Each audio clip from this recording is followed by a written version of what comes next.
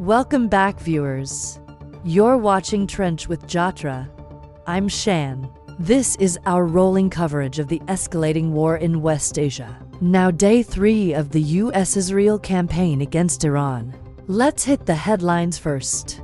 US and Israeli forces pound Iran with over 2,000 targets hit since Saturday.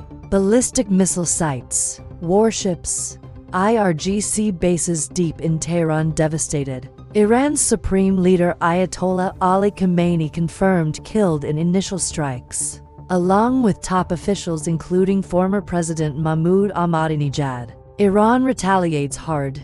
Missiles and drones slam into Israel. At least 9 dead in Tel Aviv in Beit Shemesh strikes, dozens injured. Air raid sirens nationwide. Israel Defense Forces confirm Hezbollah has now fully joined the fight.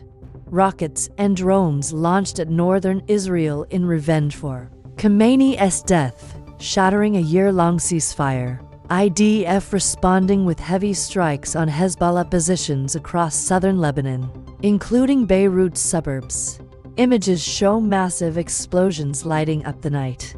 Thousands fleeing border villages. Lebanese officials warn of a humanitarian crisis as Israel issues fresh evacuation orders for dozens of towns near the border. Turning to the human cost on the US side, the military confirms 3 American service members killed in action, 5 seriously wounded during operations against Iran. President Trump warns there will likely be more casualties before the mission ends, vowing to fight for 4 or 5 weeks if needed. In a New York Times interview, he signaled openness to talks with any new Iranian leadership, but only after objectives are met. Trump also posted, "Khamenei, one of the most evil people in history, is dead." He maintains the strikes aim at regime change and destroying Iran's missile arsenal. The conflict is spreading fast. Iran fires on US assets across the Gulf. Strikes reported in Bahrain, 1 civilian dead.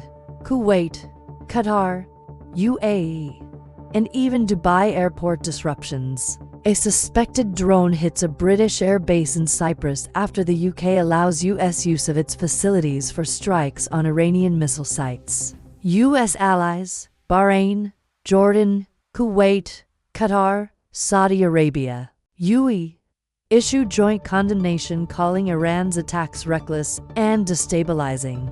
Now the economic shockwave.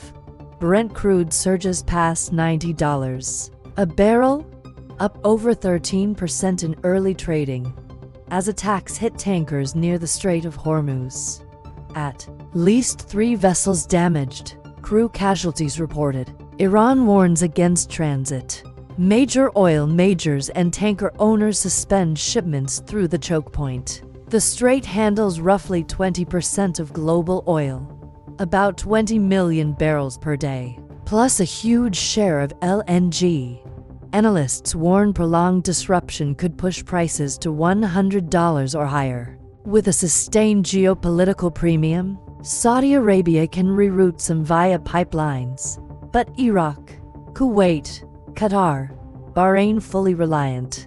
Top importers, China, India, Japan, South Korea, face immediate supply risks. OPEC announces modest output hike of to 106,000 barrels day, but experts say it's nowhere near enough if flows halt. In the US, pump prices already climbing. Another spike could push gasoline back above $4 per gallon, hitting consumers hard and fueling political pressure on the Trump administration. Markets reeling. Asia-Pacific indices plunge at open. US futures drop sharply. Gold surges on safe haven buying as investors brace for broader war. This conflict is no longer contained. From Tehran to Beirut, Hormuz to Houston. Stay tuned. We'll have more as briefings from Secretary Rubio, defense officials, and CIA Director Ratcliffe wrap up on Capitol Hill. Trench 24. We'll be right back.